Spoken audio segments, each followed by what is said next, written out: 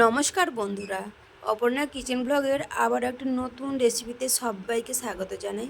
বন্ধুরা কেমন আছেন? আশা করি ভালো আছেন, সুস্থ আছেন, যে যেখানেই আছেন। তো আপনাদের ভালোবাসাতে আমিও খুব ভালো আছি। তো বন্ধুরা, আজকে আমি একদম নতুন একটা রেসিপি বানাবো। তো চিংড়ি মাছ দিয়ে কচুরলতি। তো এই প্রথমবার বানাচ্ছি, আমার কাছে তো প্রথম, নতুন একেবারে। তো কারা কারা বানান অবশ্যই কমেন্টে জানাবেন আমাকে। তো যাই হোক, কচুরলতি বানানোর জন্য কি কি নিয়েছি উপকরণ সেটাই আপনাদের সাথে শেয়ার করি।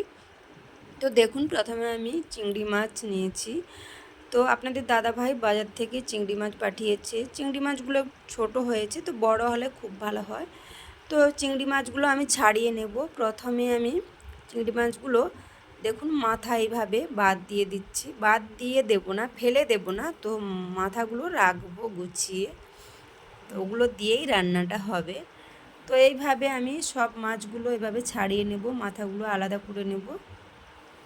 তো দেখুন, তো বন্ধুরা এইভাবে ছাড়িয়ে নিয়েছি সবগুলো। এবার কচুর লতিগুলো আমি কেটে নেব।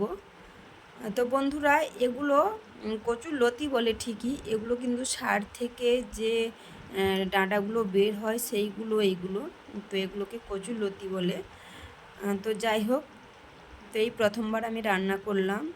তো বন্ধুরা, একটাই কথা বলি প্রথমে, সে চ্যানেলটিতে যদি নতুন কোনো বন্ধু হয়ে থাকেন তো সাবস্ক্রাইব করে আমার পাশে থাকবেন। আমার নতুন ও পুরনো সব বন্ধুদের অনেক অনেক ভালোবাসা। তো দেখুন, এইভাবে আমি কেটে নিয়েছি কচুরলতিগুলো। তো এবার আমি কি কি মশলা দিব সেগুলো আমি আপনাদের সাথে একটু শেয়ার করি।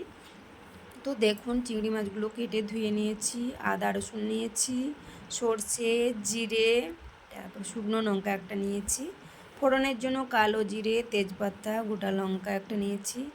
এখানে কচুরলতিও কেটে নিয়েছি, ধুয়ে নিয়েছি ভালো করে, আলু একটা কেটে নিয়েছি এরকম লম্বা লম্বা করে, পেঁয়াজ কুচিয়ে নিয়েছি, টমেটো একটা লম্বা লম্বা করে কেটে নিয়েছি, দেখতেই পাচ্ছেন। তো চলুন এবার রান্নাটা শুরু করা যাক। প্রথমে আমি গ্যাসের মধ্যে কড়াই বসিয়ে দিলাম। তো ওর মধ্যে পরিমাণ মতো জল দিয়ে দেব, কারণ ওই কচুরলতি আর আলুটা একটু ভাপিয়ে নেব, সেই জন্য জল দিয়ে দিলাম। তো ওর মধ্যে পরিমাণ মতো লবণ দিয়ে দেব। তো লবণটা জাস্ট সেদ্ধ করার জন্য দেব। আর রান্না করার সময় তো সবজিতে যতটা লাগবে যে যার পরিমাণ মতো দেবেন। বেশি দিলে তেতো লাগবে, খারাপ লাগবে খেতে। তো যাই হোক, এখানে হলুদ দিয়ে দিলাম। তো হলুদ দিয়ে তারপর আমি ওটা সেদ্ধ করতে ভাপাতে বসিয়ে দেব। দেখুন, এইভাবে দিয়ে দিচ্ছি। তো কচুরলতিগুলো দিয়ে দিলাম, তারপরে আমি আলু দিয়ে দেবো ওর মধ্যে। এর ফাঁকেই বলে দিই বন্ধুরা, স্কিপ করে কেউ ভিডিওটা দেখবেন না, পুরো ভিডিওটাই দেখবেন। আশা করি ভালো লাগবে, নাহলে বুঝতেই পারবেন না কিভাবে রান্নাটা করলাম আমি। সেই জন্য জানি অনেকেই হয়তো রান্না করেছেন, কিন্তু আমার কাছে এটা প্রথম আমি রান্না করছি। তো ওখানে সেদ্ধ করতে বসিয়ে দিয়েছি। এখানে আমি কিছু মশলা করে নেবো শিলনোড়াতে। তো শিলের বাটা মশলাতে রান্না করে খাবেন, সত্যি খুব সুন্দর লাগে, স্বাদ লাগে। সেজন্য আমি শিলে বেটে রান্না করার চেষ্টা করি। তো দেখুন, আদা রসুন লঙ্কা জিরে সর্ষে বেটে নেব। তো এখানে আমি কচুরলতি আলুর মধ্যে তো আমি একটা গোটা পাতিলেবু দিয়ে দিলাম, কারণ যদি চুলকোয় সেই জন্য আমি দিয়ে দিলাম। তো আমার তো প্রথমে ভয় লাগছিল যদি হাত চুলকায় বা খাওয়ার সময় যদি কোনো অসুবিধা হয়, কিন্তু না, সত্যি বলতে বন্ধুরা খুবই সুন্দর হয়েছিল। তো খাওয়ার পরে আমি ভয়েসটা দিলাম, জাস্ট অসাধারণ, নিজে রান্না করছি বলে না। তো দেখুন, আবার ঢাকনা দিয়ে ঢেকে দিলাম। যাক, এখানে আমার মশলাটাও বাটা হয়ে গেছে। তো আমি মশলাটা তুলে নেব একটা বাটির মধ্যে। তো দেখুন, এইভাবে তুলে নিচ্ছি। তো ওই শিলের মধ্যে আমি যে মাছের মাথা, মানে চিংড়ি মাছের মাথাগুলো যে কেটে রেখেছিলাম, তো ওগুলো এবার ভালো করে আমি পিঠনো করে বেটে নেব।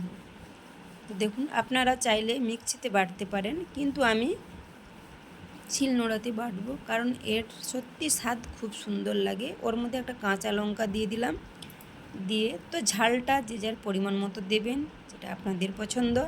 তো আমি আমার মতো করে দিলাম, বা রান্নাটাও আমার মতো করে করলাম। কীভাবে রান্না করেন সেটাও জানাবেন। তো ওখানে আমার মশলাও হয়ে গেছে, আবার এখানে আমার কচুরলতিও ভাপানো হয়ে গেছে। এরপর নামিয়ে নেব। তো দেখুন, নামিয়ে নিচ্ছি। তো এখানে এই মশলাগুলো আমি বেটে নিয়েছি এইভাবে দেখুন।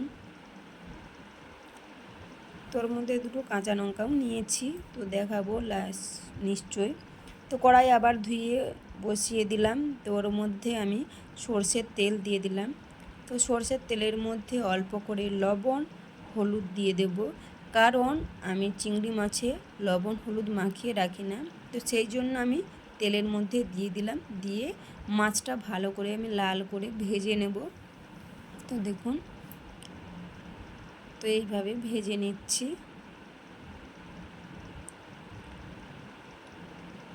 প্লিজ বন্ধুরা পুরো ভিডিওটাই দেখবেন, অনুরোধ রইল, স্কিপ করবেন না, আশা করি ভালো লাগবে। তো স্কিপ করে গেলে আপনারা বুঝতেই পারবেন না যে কীভাবে রান্নাটা করলাম। তো দেখুন আমার মাছটা ভাজা থাক, সিদ্ধ নামিয়ে নিয়েছি, দেখিয়ে দিলাম একটু। তো মাছটাও আমার ভাজা হয়ে গেছে, তো এরপর তুলে নেব আমি। তো দেখুন এভাবে তুলে নেব।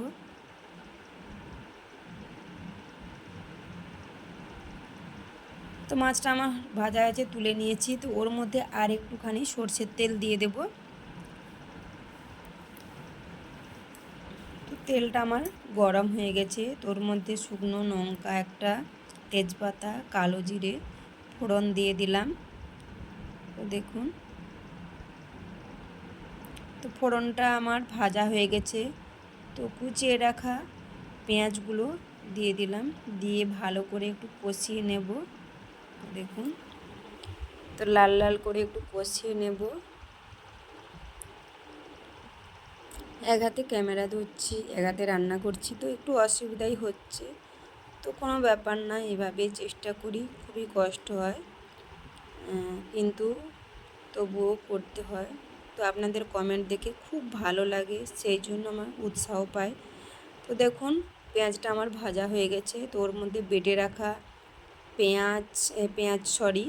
রসুন, আদা, সর্ষে, জিরা বেটে রেখেছিলাম দিয়ে দিলাম। আর চিংড়ি মাছের মাথাগুলো যে বেটে রেখেছিলাম সেগুলোও দিয়ে দিলাম, দিয়ে ভালো করে একটু কষিয়ে নেব। তো দেখুন এরপর কিছু শুকনো মশলা দেব। তো পরিমাণ মতো লবণ, হলুদ গুঁড়ো,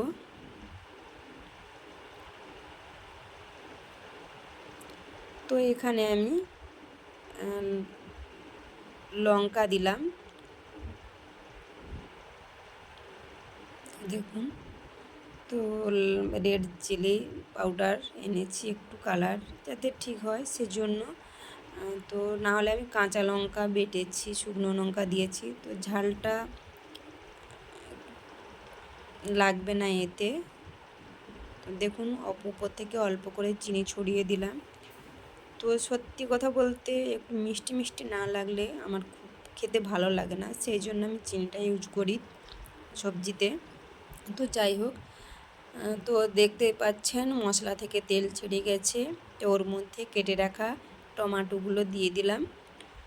তো তারপর চিংড়ি মাছ আর কচুরলতি ভাপিয়ে রেখেছিলাম ওগুলোও দিয়ে দিলাম, দিয়ে ভালো করে আমি কষিয়ে নেব। তো দেখুন হয়তো আপনাদের মতো গুছিয়ে কোনো কথা বলতে পারছি না, তো কিছু মনে করবেন না, মানিয়ে নেবেন। তো এইভাবে পাশে থাকবেন, অবশ্যই চেষ্টা করব আপনাদের মতন করে বানানোর। তো যাই হোক, দেখুন এইভাবে কত সুন্দর মশলার সাথে মিশে গেছে, দেখতেই পাচ্ছেন। তো এখনই দেখে খেতে ইচ্ছে করছে। তো মশলাটা আমার কষানো হয়ে গেছে, কচুরলতির সাথে তেল ছেড়ে দিয়েছে। তো ওর মধ্যে অল্প করেই আমি জল দিলাম, তো জলটা বেশি দেব না। তো দেখুন, তো সানরাইজ মশলা এনেছি, তো ওর মধ্যে একটুখানি দিয়ে দেব, বেশি দেব না। তো সবজিটা মাখা মাখাই হবে, বেশি ঝোল থাকবে না। তো উপর থেকে দুটো কাঁচা লঙ্কা ছড়ে দিলাম। প্রথমেই বলেছি ঝালটা যে যার পরিমাণ মতোই দেবেন, তো সেটা আপনাদের পছন্দ। তো আমি আমার যতটা পছন্দ লাগে, ঝাল খেতে ভালোবাসি, ততটুকুই দিলাম। তো দেখুন এবার উপর থেকে আমি ঘি ছড়িয়ে দিলাম। তো ঘিটা দেওয়ার পরে সত্যিই খুব মানে সেন্ট যা বেরোচ্ছিলো, মনে হচ্ছিলো এখনই খেয়ে নিই, কিন্তু জানেন তো মেয়ে মানুষ যে এইভাবে খাওয়া যায় না। তো যাই হোক, তো এবার আমার রান্নাটা কমপ্লিট। তো এবার নামিয়ে নেব।